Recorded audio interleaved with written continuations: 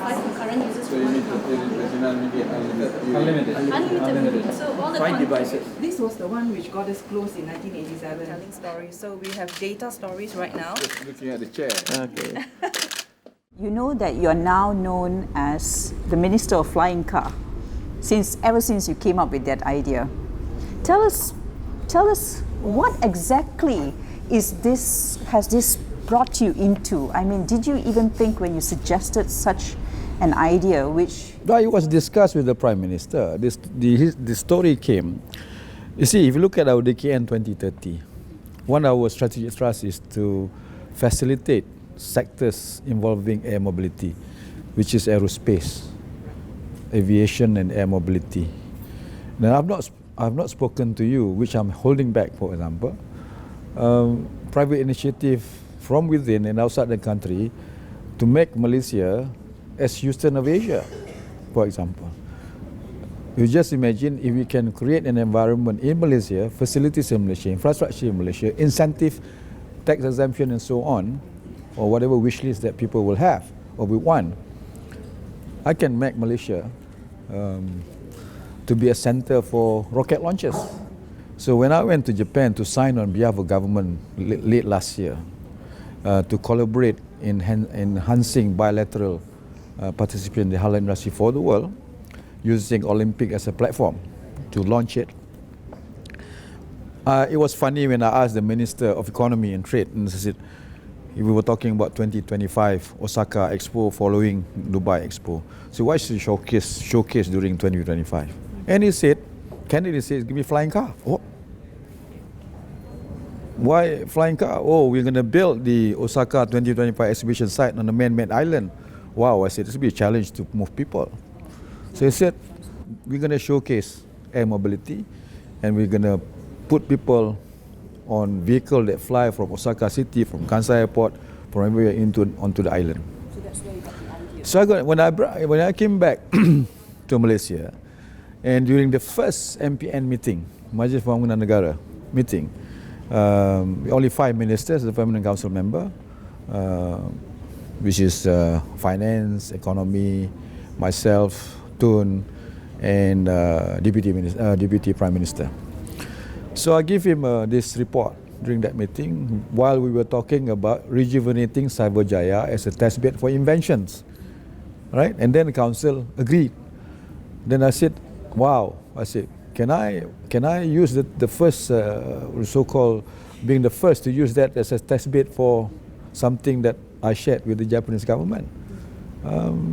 What you want to do? I said, I'm going to test a flying car, because I'm just narrating what the Japanese told me. And said, then Tun was looking at me and said, who gonna fly? I said, me gonna fly. You fly lah.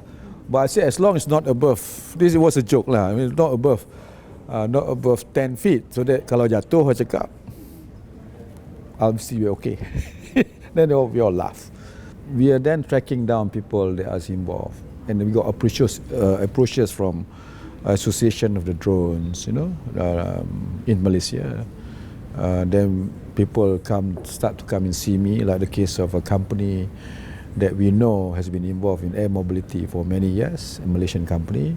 Now today is ranked number 3 in the world, operating in 24 countries. And I think by next year they will be top spot in the world. So I thought, these are young people, I thought this should be something that should be facilitated to grow in our own country, because they're already operating in 24 countries, and they are even has become a strategic partner to NTT Group in Japan. They've been called by the Russian, for example, to talk about, and the Chinese are made to understand, invited them for free first year to set up their own factory to manufacture the hardware for air mobility industry. So we thought that we should now help this. And I must say, the air mobility is only 1/6 of our strategic thrust, I call it.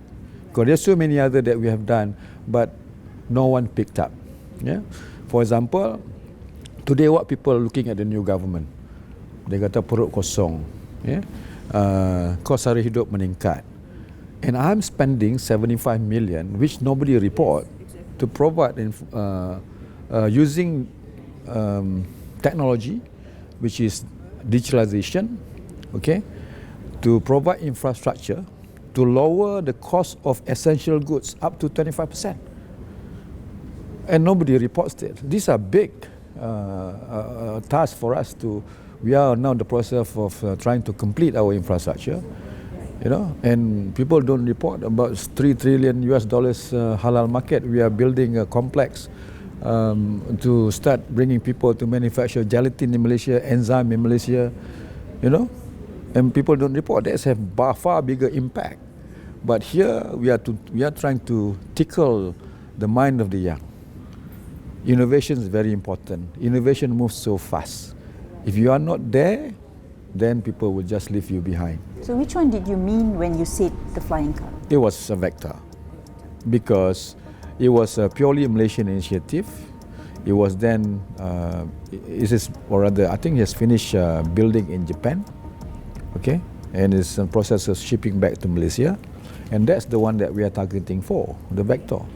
But during the project, we got so many people interested to do it, okay, and people come, hey, dear Minister, okay, I've got this Chinese people wants to assemble the EHang in Malaysia for a market, inter-island hopping services, and this will create 2,000 employment, 10,000 units a year. What do I do?